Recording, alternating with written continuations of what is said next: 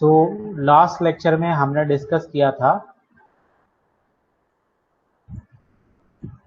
हेजलर chart, ठीक है। और हेजलर चार्ट मैंने बताया था किस तरीके से तुम लोगों को यूज करना है, ठीक है। एक क्वेश्चन मैंने ऑलरेडी करा दिया था।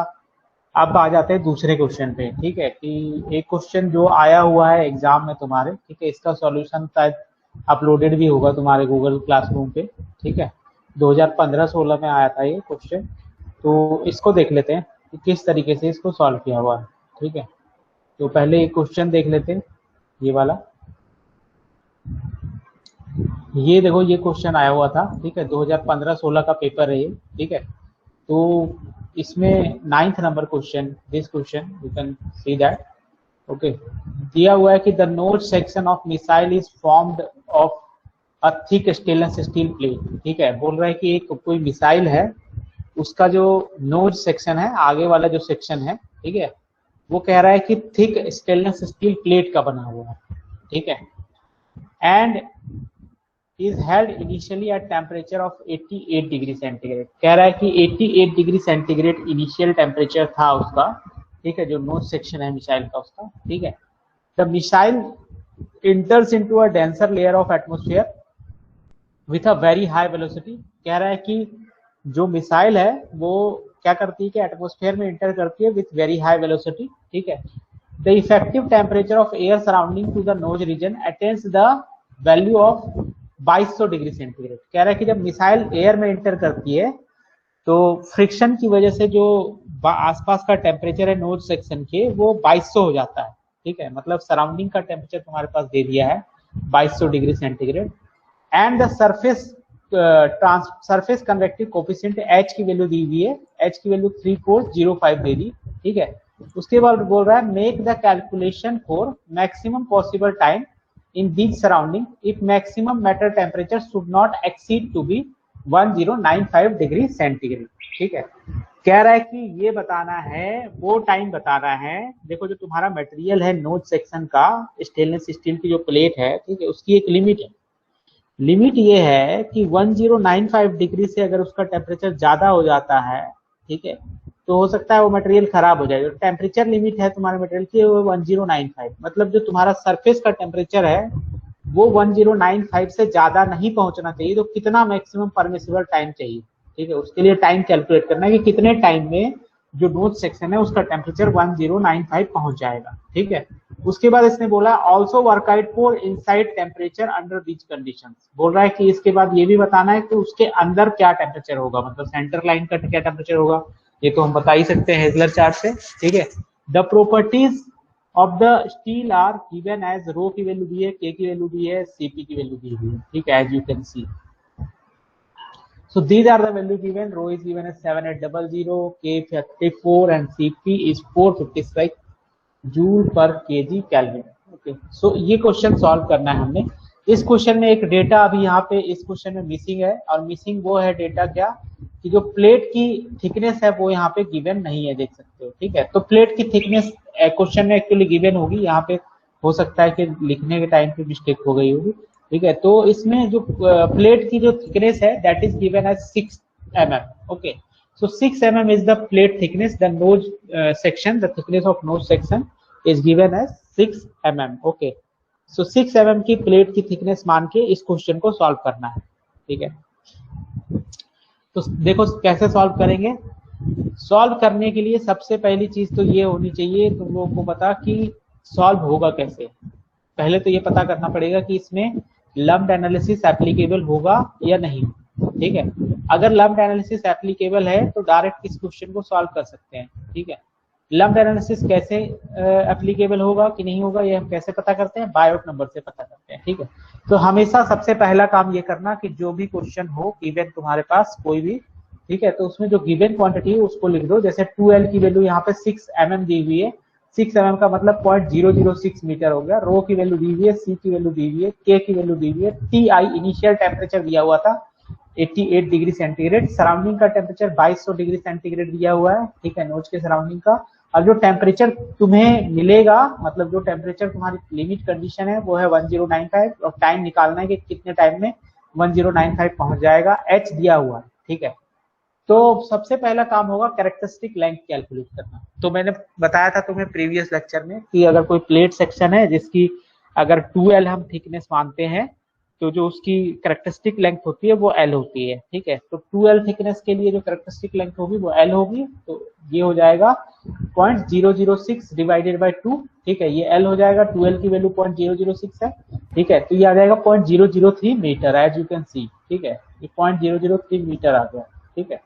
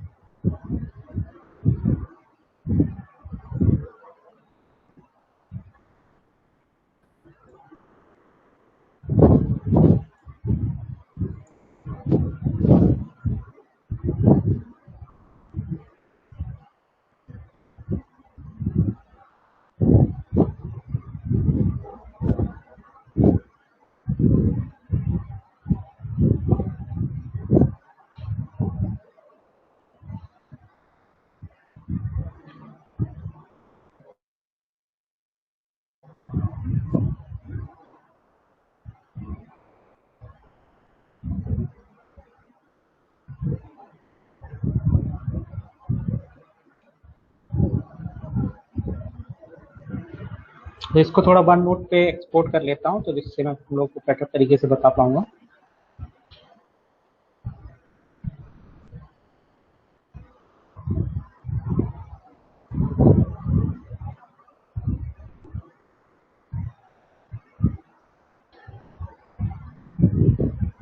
ओके, सो यहाँ पे देख सकते हो तुम, यहाँ पे जो हमारे पास एलसी है,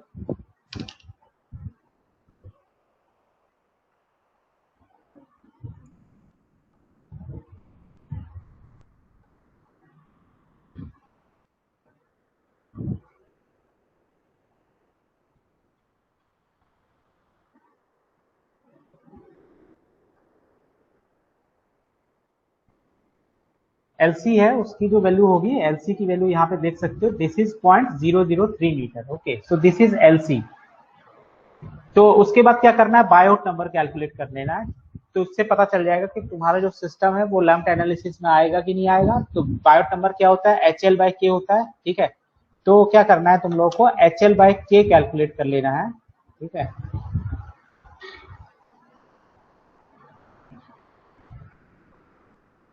तो हम लोगों को क्या करना है, HL/K कैलकुलेट कर लेंगे, HL/K, ठीक है। बायोट नंबर कैलकुलेट हो जाएगा। बायोट नंबर देख सकते हो यहाँ पे कैलकुलेट किया हुआ है, HL/K, दैट इज 3H की वैल्यू दी हुई है 3405.003 दी हुई है, ठीक है। उसकी जो वैल्यू है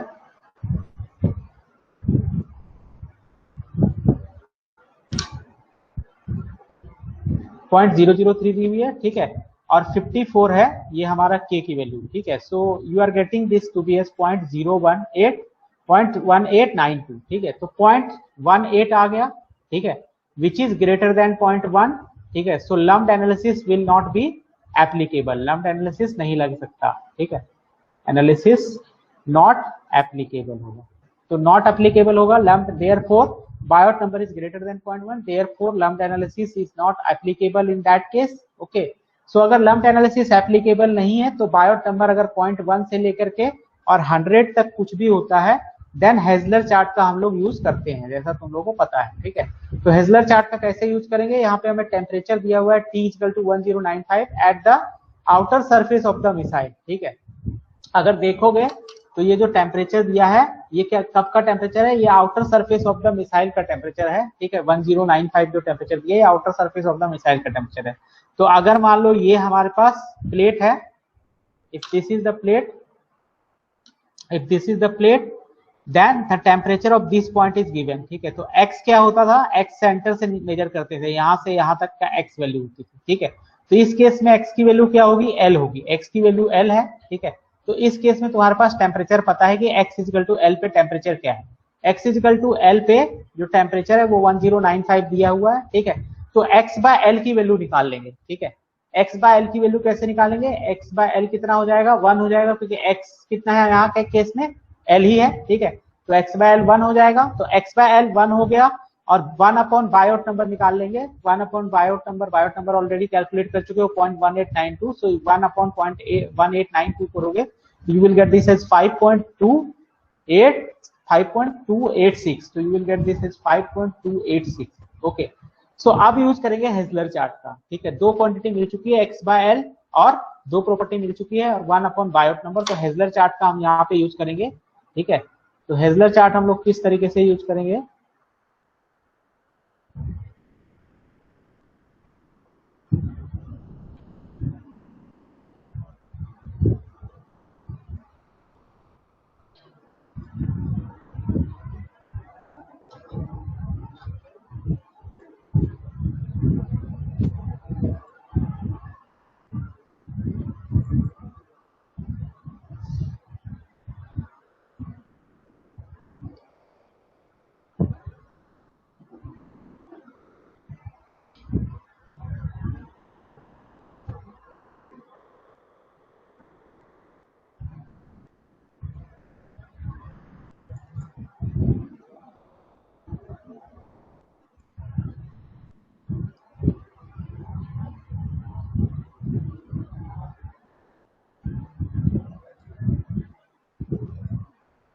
तो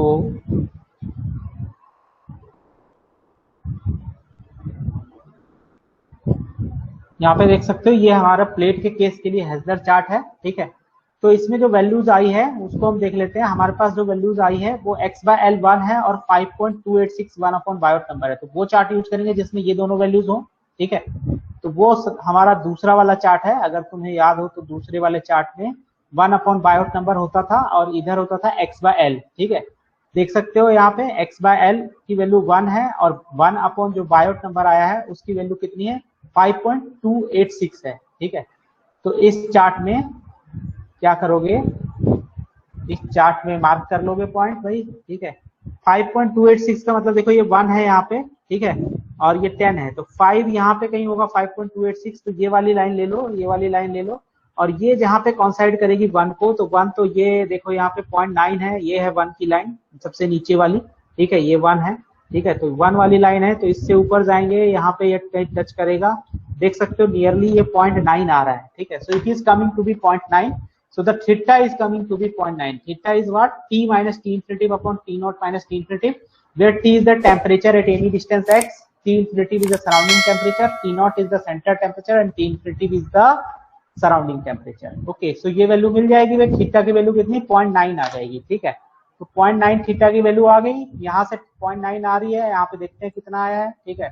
तो हाँ देख लो 0.9 आ गई ये वैल्यू, ठीक है। ये थीटा की वैल्यू आ गई 0.9, you are getting the theta as 0.9, so theta की वैल्यू अगर 0.9 आ गई तो उसके बाद क्या करना है, इसको सॉल्व करने में है। T not is the temperature at mid section और सेंटर ऑफ द मिसाइल या प्लेट जो भी है वो होता है टी नॉट, यहाँ पे तुम्हें पता ही है, ठीक है। तो इसके अकॉर्डिंग क्या करोगे, आगे इसको सॉल्व कर लोगे। ये टी तो पता ही है, टी कितना है 1095 दिया हुआ है, टी इंफिनिटी सराउंडिंग का टेम्परेचर 2200 दिया हुआ है, टी नॉट सेंटर का टेम्परेचर हो गया, ठीक है, और फिर वो दिया हुआ है 2200, ठीक है। So you will get this as 0.9, ठीक है। So you will get this T naught as 972.22 degree centigrade, ठीक है। तो 972.22 डिग्री सेंटीग्रेड आ जाएगा।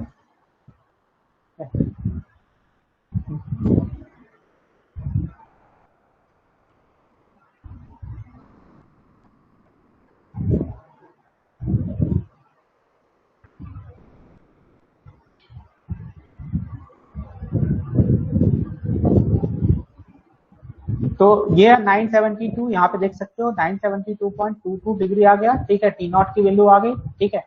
अब टी नॉट की वैल्यू तुमने निकाल ली है, तो अगला हम क्या कर सकते हैं कि अब हमें क्या चाहिए, अब हमसे पूछा हुआ देखो इसने टाइम, ठीक है। अब टाइम निकालने के लिए अगर इसमें से देखोगे तो कौन से चार्ट में टाइम है, ठीक है। तो यहाँ पे देख सकते हो कि अगर ये वाला चार्ट देखें, पहला वाला चार्ट, तो इसमें टाइम भी है क्योंकि ये फूरियर नंबर है और फूरियर नंबर की वैल्यू क्या है, alpha T by L square, तो इसमें टाइम है, ठीक है।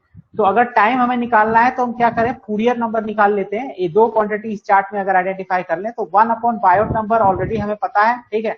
और अगर हम थीटा नॉट निकाल लें तो दो चीजें पता चल जाएगी, तो इन दोनों से मार्क करके हम फूरियर नंबर निकाल लेंगे। और फूरियर नंबर अगर हम निकाल लेते हैं तो फिर टाइम मिल जाएगा, क्योंकि बाकी सारी चीजें यहाँ दी हुई है, अल्फा और एल दोनों गिवन है, ठीक है। तो उससे हम लोग क्या निकाल सकते हैं, जो हमारा टाइम है वो हम निकाल सकते हैं, ठीक है। तो देखो कैसे निकालेंगे।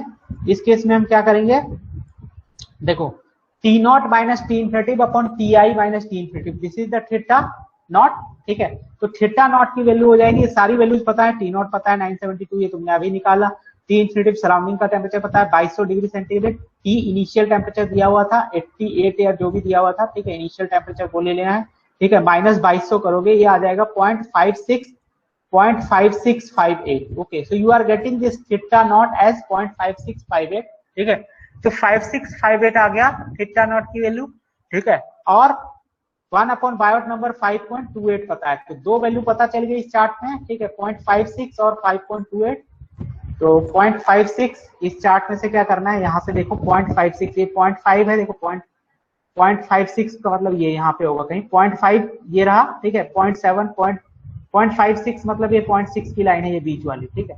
तो ये है, और बायोट नंबर 5 पॉइंट समथिंग था, तो ये 5 ये रहा, ठीक है।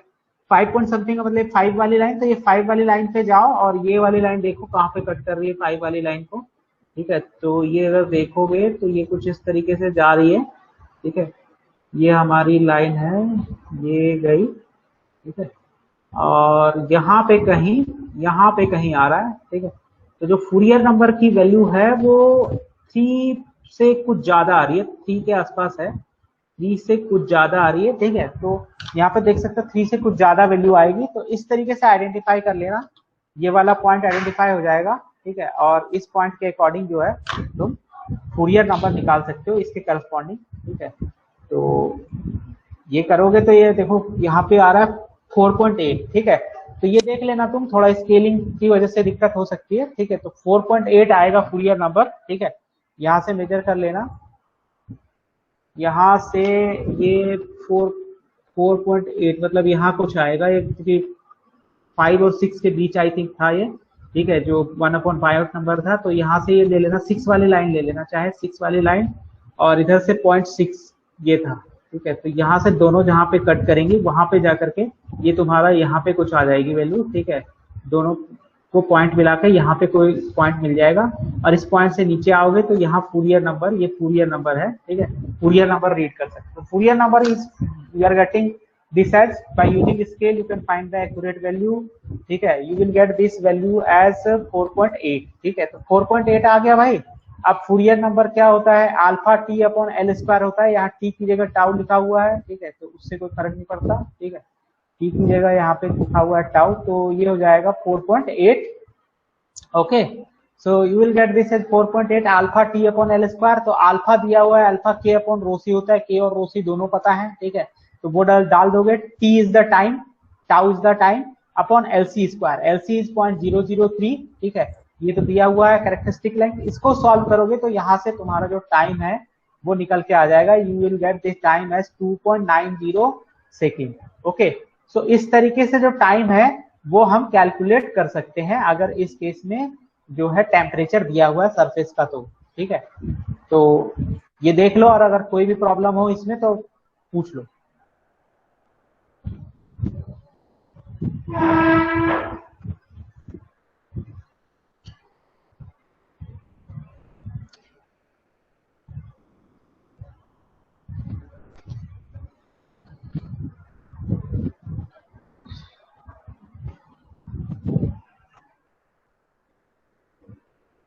इसमें किसी को कोई दिक्कत?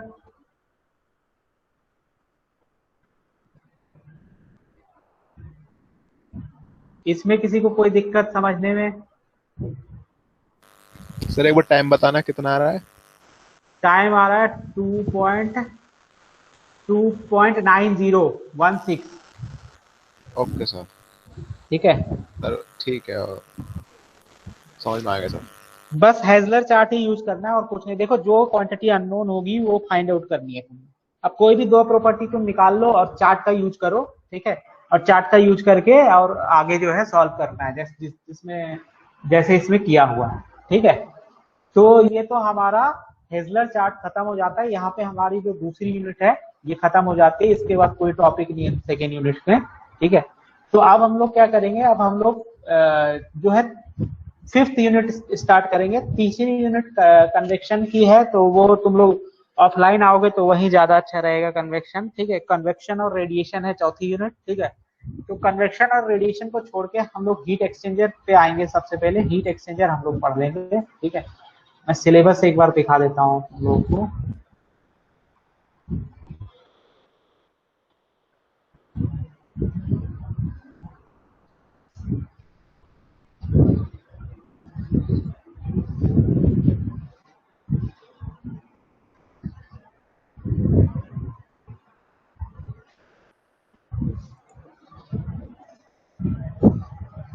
ये देख सकते हो इस सिलेबस में पहला यूनिट हम लोग खत्म कर चुके हैं।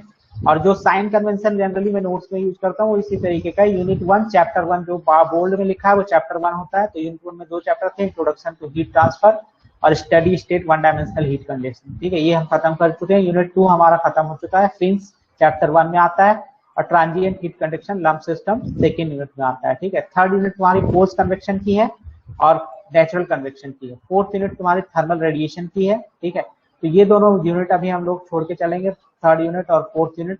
We will directly cover the unit fifth. Okay, so fifth unit we will cover. The fifth unit first is the heat exchanger. Okay, so we will first cover this. 5 lecture is, as you can see, 5 lecture has been 5 hours has been allotted for this, so we will try to complete within 5 to 6 hours.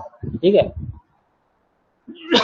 दूसरा इसमें condensation and boiling है और तीसरा इसमें introduction to mass transfer. 3 chapter है पांचवी unit में। ठीक है, तो अभी हम लोग हीट एक्सचेंजर से स्टार्ट करेंगे। तो हीट एक्सचेंजर पे आ जाते हैं।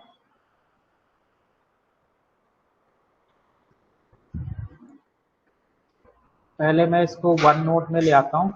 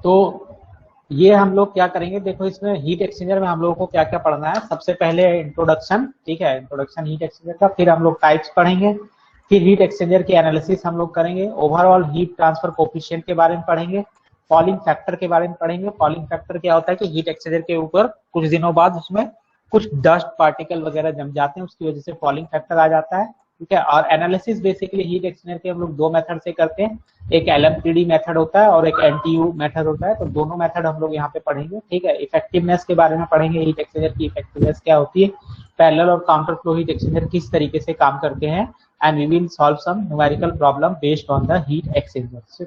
So these are the course content that we are going to discuss in this chapter. Okay, so we will start from the we will start from the classification of the heat exchanger, ठीक है। So classification of heat exchanger से हम लोग start करेंगे।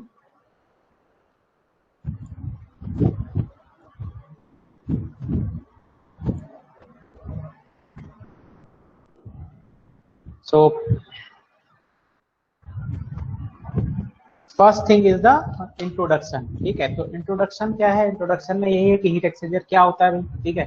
तो heat exchanger क्या होता है, heat exchanger is a process equipment, ठीक है। प्रोसेस इक्विपमेंट होता है, किसी भी प्रोसेस में यूज करते हैं,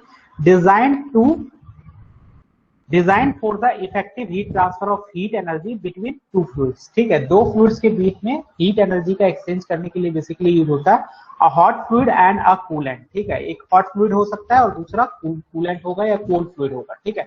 the purpose may differ, may be either due to remove of heat from the fluid और to add the heat into the fluid, okay. So इसका जो पर्पस है, या तो हीट ऐड करते हैं या तो फिर हम हीट इसमें क्या करते हैं, रिमूव करते हैं, ठीक है। तो heat exchanger is basically a device which is used for heat exchange, okay.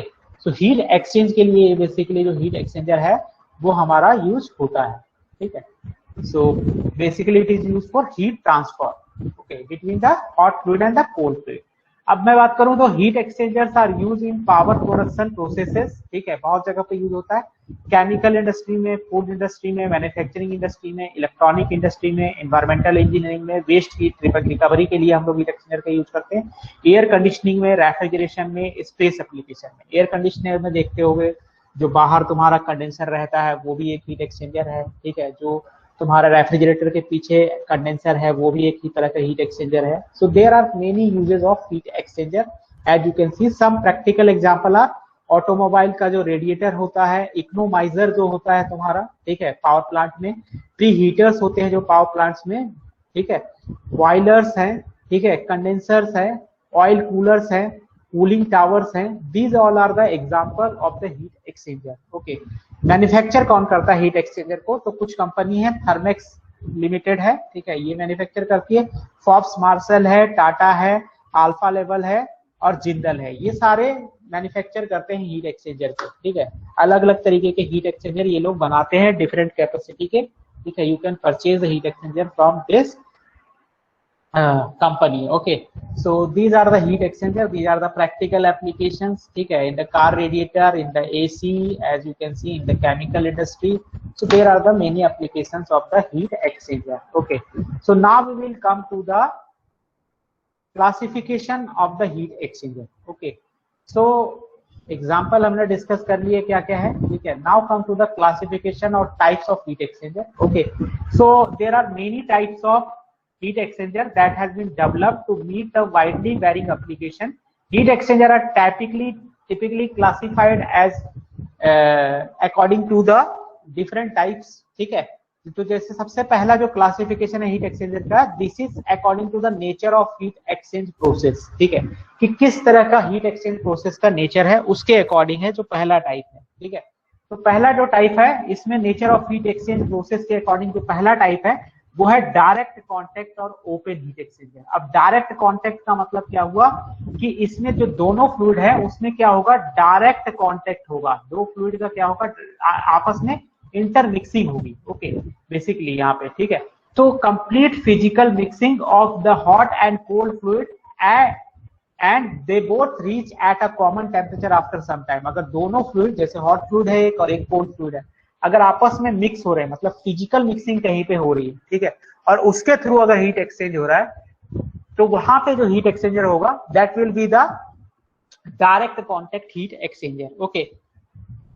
And there will be the heat exchange as well as mass transfer, ठीक है। ये सबसे मेन इंपॉर्टेंट पॉइंट है कि अगर तुम्हारा डायरेक्ट कांटेक्ट हीट एक्सचेंजर है तो वहां पे मास ट्रांसफर भी होगा, ठीक है। The use of these type of heat exchanger is very restricted, काफी रिस्ट्रिक्टेड है, क्योंकि ज्यादातर केस में हमें जो है मिक्सिंग ऑफ फ्लूइड अलाउड नहीं होता है, ठीक है। तो this will be restricted where mixing between the two fluid is harmful, ठीक है। तो ये रिस्ट्रिक्टेड होता है जहां पे मिक्सिंग ऑफ टू फ्लूइड जो है हमारा डिजायरेबल नहीं होता, या मिक्सिंग ऑफ टू फ्लूइड जहां पे हार्मफुल होता है, ठीक है। अब इसके एग्जाम्पल क्या है, एग्जाम्पल है इसके cooling tower, water cooling tower, in which the spray of water is falling from the top of the tower से वाटर का स्प्रे नीचे गिरता है, which comes in directly contact with the air और air stream that is coming into upward direction. ठीक है, तो basically जो हमारा कूलिंग टावर होता है ये एग्जांपल है किसका, डायरेक्ट कॉन्टेक्ट हीट एक्सचेंजर का। ठीक है, या जो जेट कंडेंसर्स होते हैं these are also example of direct contact heat exchanger. अब कूलिंग टावर क्या होता है, बहुत सारे लोगों ने नहीं देखा होगा कूलिंग टावर, तो मैं दिखा देता हूं तुम्हें कूलिंग टावर क्या होता है, कैसे होता है कूलिंग टावर, और डायरेक्ट कॉन्टेक्ट हीट एक्सचेंजर किस तरीके से काम करता है। ठीक है, तो इस तरह की शेप तुम लोगों ने देखी होगी कभी कभार चलते फिरते। ठीक है, ये हमारा कूलिंग टावर होता है। अगर इस तरह की तुम शेप कहीं दिखती है तो this is the cooling tower. ठीक है, and what is the use of cooling tower. Cooling tower basically use होता है जैसे कोई बड़ा कंडेंसर है, उसमें तुम कूलिंग के लिए क्या करते हो, वाटर यूज करते हो, कूल्ड वाटर का यूज करते हो। तो कूल्ड वाटर एक बार कंडेंसर में कूलिंग करने के बाद दोबारा से क्या हो जाता है, हॉट हो जाता है। ठीक है, तो अब हमें उसमें कंटिन्यूअस सप्लाई चाहिए उस कंडेंसर में कूलिंग वाटर की, तो वो जो continuous supply of cooling water है वो हम मेंटेन करते हैं by using the cooling tower. Cooling tower का काम होता है गर्म पानी को ठंडे करना, और उस ठंडे पानी को बार बार हम उस कंडेंसर में यूज कर पाए। जैसे मान लो ये कोई बड़ा कंडेंसर है और इस कंडेंसर में तुम्हें क्या करना है, कूलिंग करनी है, तो इस कंडेंसर में कूलिंग करने के लिए कोई मीडियम चाहिए होगा, तो यहाँ से वाटर जाएगा। ठीक है, कौन सा वाटर होगा, कोल्ड वाटर आएगा यहाँ से, और जब ये कूलिंग कर लेगा तो ये हॉट हो जाएगा, हॉट वाटर हो जाएगा।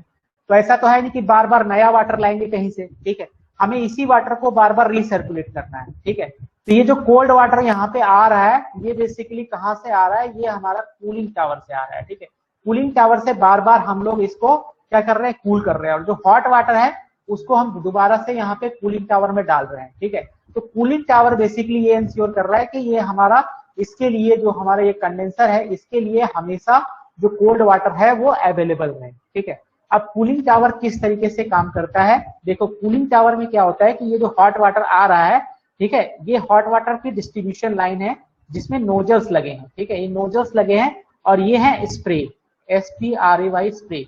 स्प्रे मतलब क्या होता है, स्प्रे का काम पता ही है तुम्हें, स्मॉल ड्रॉपलेट्स में उसको तोड़ देते हैं वाटर को। ठीक है, तो ये क्या करता है, स्प्रे से इस वाटर को बहुत स्मॉल स्मॉल ड्रॉपलेट्स में तोड़ देता है। ठीक है, और यहाँ से देख सकते हो कि एयर सक्शन लाइन है। ठीक है, तो यहाँ से एयर जो है अंदर जाती है, अपने आप ये अंदर जाएगी। ठीक है, इसमें नेचुरल सर्कुलेशन भी हो सकता है, फोर्स सर्कुलेशन भी हो सकता है। ठीक है, तो इसकी जनरली शेप इस तरीके से बनाई जाती है कि इसमें नेचुरल सर्कुलेशन होता है। तो एयर यहाँ से इंटर कर रहा है और ये एयर किसके कांटेक्ट में आ रहा है, जो यहाँ वाटर के ड्रॉपलेट्स हैं इनके डायरेक्ट कांटेक्ट में आ रहा है और फिर ये बाहर निकल जा रही है एयर। ठीक है, तो इसकी वजह से ये जो वाटर है ये क्या हो जा रहा है, कूल हो जा रहा है, और जो कोल्ड वाटर है वो यहाँ पे इकट्ठा हो जा रहा है नीचे। ठीक है, और यही कोल्ड वाटर बार बार हम किसको, कंडेंसर को अपने सप्लाई कर रहे हैं। ठीक है, तो ये तुम्हारा कूलिंग टावर है, this is the cooling tower that is basically used to obtain the continuous supply of cooling water. ठीक है, which will be used in the condenser. So this is a direct contact type heat exchanger. Okay, you have to remember that this is a direct contact type of heat exchanger. Okay, तो ये मेरे हिसाब से ये clear हो गया होगा कि कूलिंग टावर क्या होता है और कूलिंग टावर को हम लोग कैसे यूज करते हैं। ठीक है, तो ये पहला डायरेक्ट कॉन्टेक्ट हीट एक्सचेंजर का एग्जांपल था। ठीक है, अब हम लोग आ जाते हैं दूसरा जो हमारे पास हीट एक्सचेंजर है, दूसरा जो टाइप है हीट एक्सचेंजर का वो है रीजनरेटर्स। ठीक है, रीजनरेटर्स या हम इसको बोलते हैं स्टोरेज टाइप भी बोलते हैं, स्टोरेज टाइप। ठीक है, स्टोरेज टाइप भी बोलते हैं, स्टोरेज टाइप हीट एक्सचेंजर। ठीक है, रीजनरेटर क्या होता है, देखो रीजनरेटर हीट एक्सचेंजर जो होते हैं उसमें हम क्या करते हैं कि मान लो कि तुम्हारे पास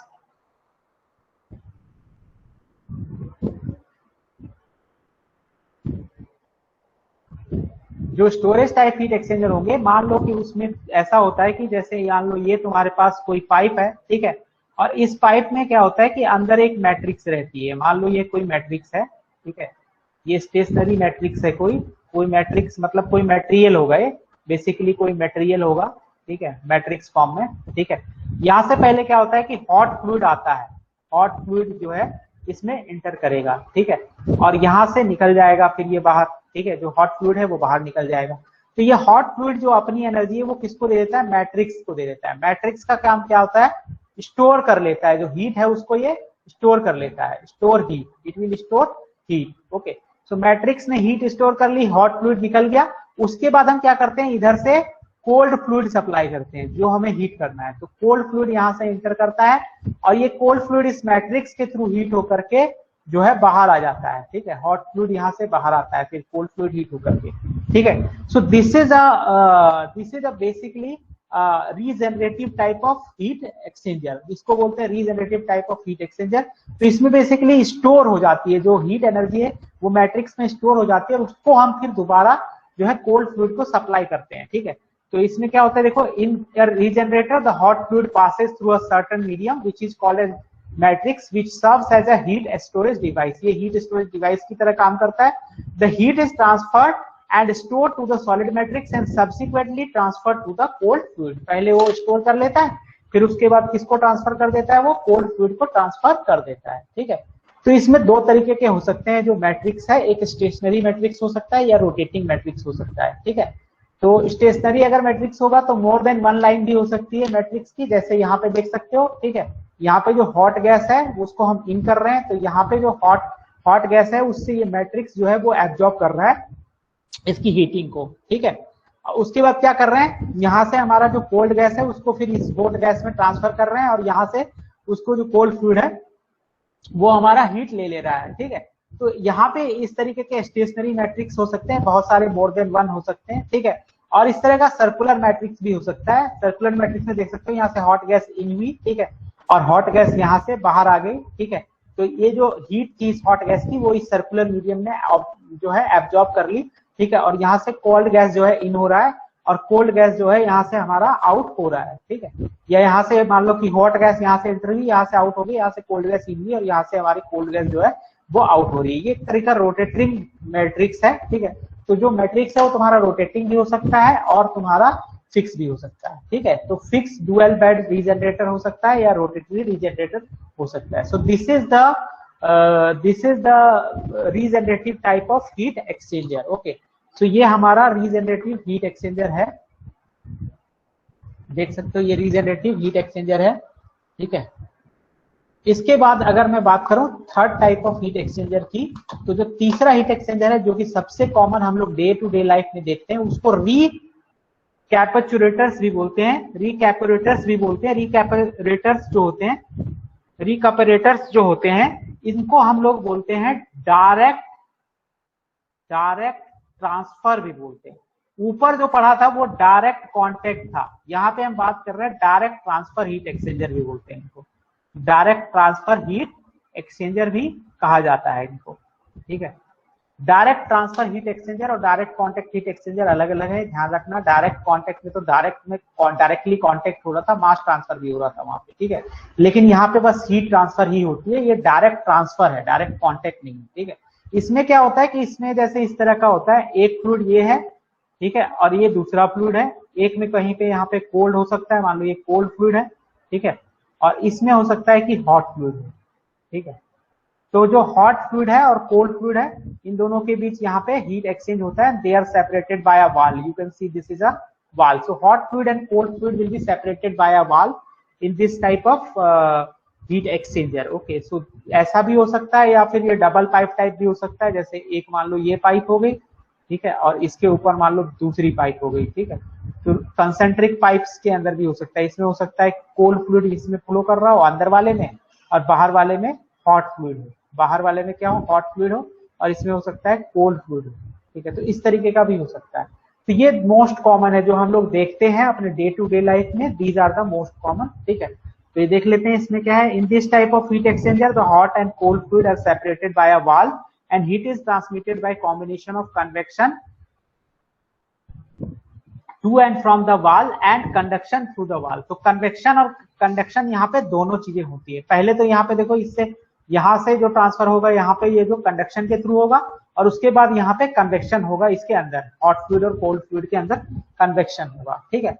सो इसमें फिन्स भी लगे हो सकते हैं, कई केसेस में फिन्स भी यूज होते हैं, ठीक है। Majority of industrial application uses the recuperator type of heat exchanger, ठीक है। तो मेजोरिटी ऑफ जो एप्लीकेशन है इंडस्ट्रियल, वो हमारे क्या होते हैं, recuperator type of heat exchanger होते हैं, ठीक है। तो जो जनरल हीट एक्सचेंजर देखते हो, जैसे एसी में लगा है, या फिर कंडेंसर हो गया, ठीक है, या फिर कोई भी हीट एक्सचेंजर जो तुम देखते हो डे टू डे लाइफ में, वो सारे के सारे इसी के अंडर आते हैं।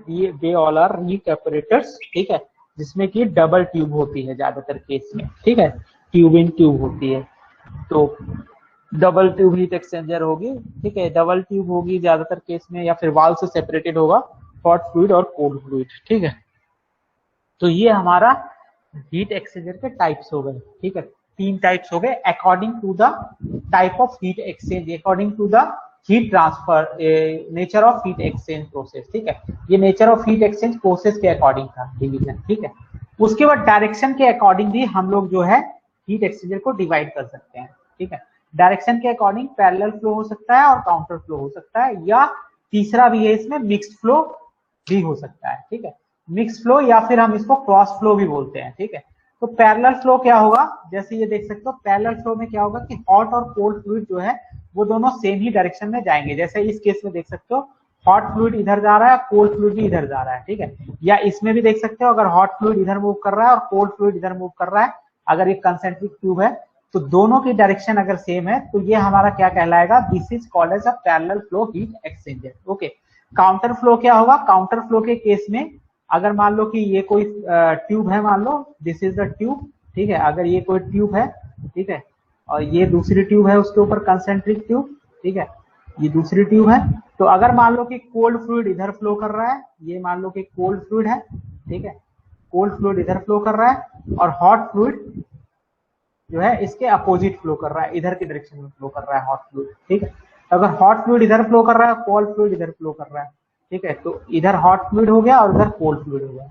तो अगर ऐसा केस है तो this will be a counter flow, ठीक है, flow of fluid will be in opposite direction to each other and it gives maximum heat transfer rate. जो ये इस तरह का हीट एक्सचेंजर होता है, इसकी जो एफिशिएंसी होती है, इफेक्टिवनेस होती है, वो parallel flow type of heat exchanger से अच्छी होती है, ठीक है।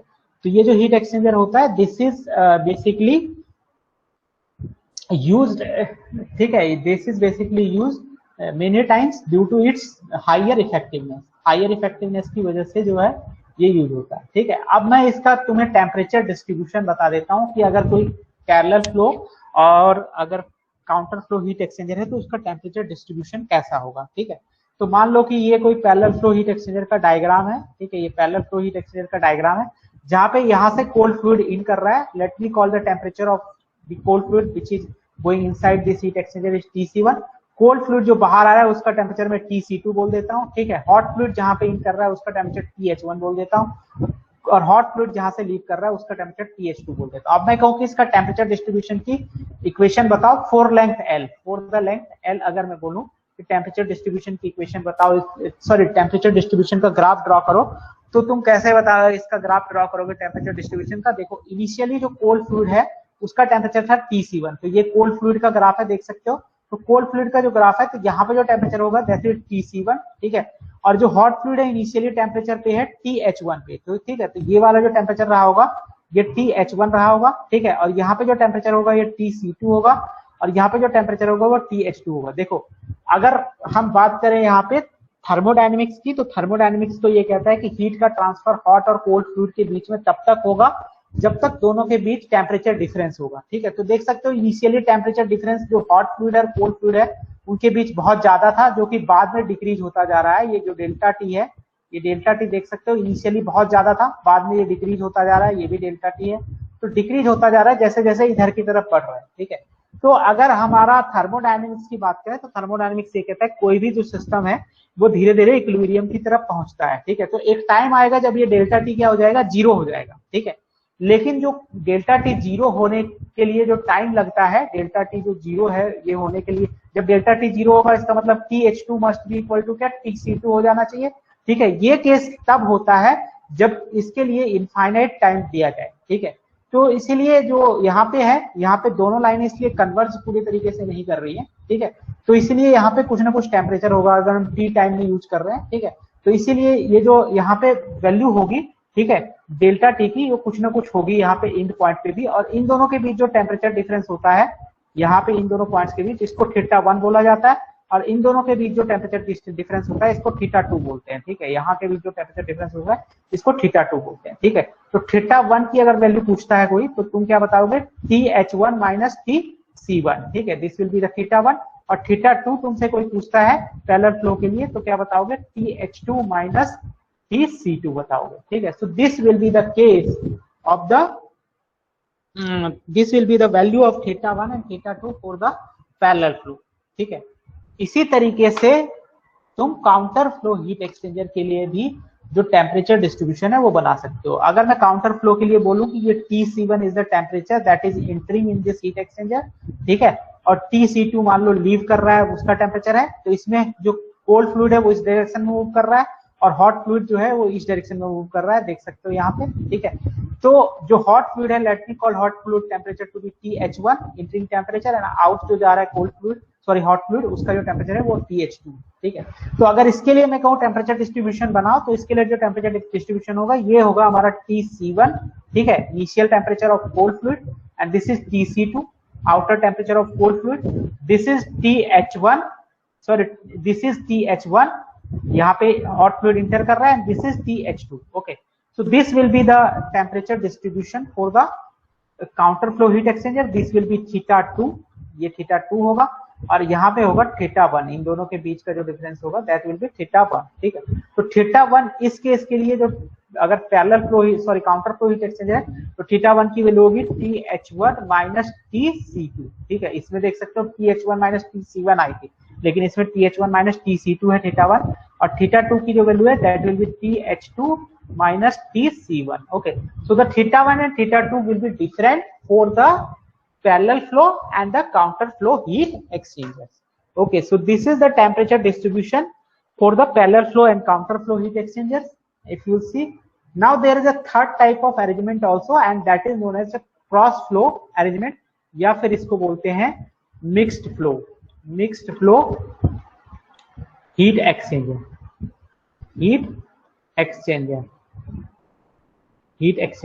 मिक्स्ड फ्लो हीट एक्सचेंजर, ठीक है। तो मिक्स्ड फ्लो हीट एक्सचेंजर भी हो सकता है, क्रॉस फ्लो भी हो सकता है। तो क्रॉस फ्लो में क्या होगा कि एक फ्लूइड इधर जाएगा और दूसरा फ्लूइड इधर आएगा इसके 90 डिग्री पे, ये ध्यान रखना। इसमें जो फ्लो होता है वो हमेशा इस तरीके का होता है, ठीक है, 90 डिग्री में फ्लो होता है, ठीक है।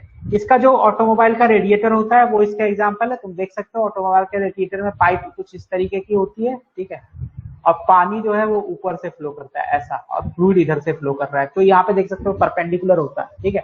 तो एयर कंडीशनिंग जो डक्ट होते हैं उसमें भी इस तरीके का मिलता है, ठीक है। जो फ्लो ऑफ एक्सटीरियर फ्लूइड में भी फोर्स और बाय नेचुरल कन्वेक्शन, ये जो इधर से जो फ्लूइड फ्लो कर रहा है, ठीक है, ये फोर्स भी हो सकता है या नेचुरल भी हो सकता है, ठीक है। अब इसमें भी दो तरह के अरेंजमेंट पॉसिबल है। एक हो सकता है जिसमें दोनों फ्लूइड जो है अनमिक्स्ड हो, ठीक है। अनमिक्स्ड मतलब जैसे ये देखो, एक सेक्शन ये हो गया, एक सेक्शन बना दिए हैं बहुत सारे, ठीक है, बाय यूजिंग दिस फिन्स और दिस टाइप ऑफ प्लेट्स, ठीक है, जिसमें कि देख सकते हो कि यहाँ से जो फ्लूइड इंटर करेगा और यहाँ से जो फ्लूइड इंटर करेगा, यहाँ से जो फ्लूइड इंटर करेगा, ये आपस में इंटरमिक्स नहीं होंगे, ठीक है। तो ये मिक्स नहीं होंगे, इसलिए ये अनमिक्स टाइप ऑफ फ्लो है। बाकी ट्यूब में तो कोई मिक्स हो ही नहीं रहा, दूसरा फ्लूइड तो ट्यूब के अंदर फ्लो कर रहा है, तो ये भी अनमिक्स्ड है, ठीक है। So this is the configuration in which both the fluid are unmixed, okay, and this is the second one, ठीक है। ये दूसरे टाइप ऑफ फ्लो है, इसमें जो है ये नहीं प्लेट नहीं लगी हुई है। अगर प्लेट नहीं है तो जो ये वाला फ्लूइड है यहाँ से जो इंटर कर रहा है ये आपस में मिक्स हो सकता है, लेकिन जो ट्यूब में है ये आपस में मिक्स नहीं होंगे, ठीक है। तो ये हमारा इसमें क्या है कि one fluid is going mix to each other and another fluid is unmixed, ठीक है। तो ये दो तरह के कॉन्फ़िगरेशन जो है ये हमारे क्या कहते हैं क्रॉस फ्लो अरेंजमेंट में पॉसिबल है या मिक्स फ्लो अरेंजमेंट में पॉसिबल होते हैं, ठीक है। तो ये तो according to the direction of relative direction of fluid हो गया, ठीक है। लेकिन आगे जो है हमारे पास अकॉर्डिंग टू द डिजाइन भी हम जो क्लासिफिकेशन है हीट एक्सचेंजर की उसको हम लोग कर सकते हैं, ठीक है। तो वो हम लोग देखेंगे नेक्स्ट लेक्चर में। आज ऑलरेडी टाइम हमारा ओवर हो चुका है, ठीक है। तो नेक्स्ट लेक्चर में मैं तुम लोगों को बताऊंगा कि ये जो हीट एक्सचेंजर है इसमें और क्या क्लासिफिकेशंस पॉसिबल हैं, ठीक है। तो आज का लेक्चर यहीं पे ओवर करते हैं बेटा, ठीक है।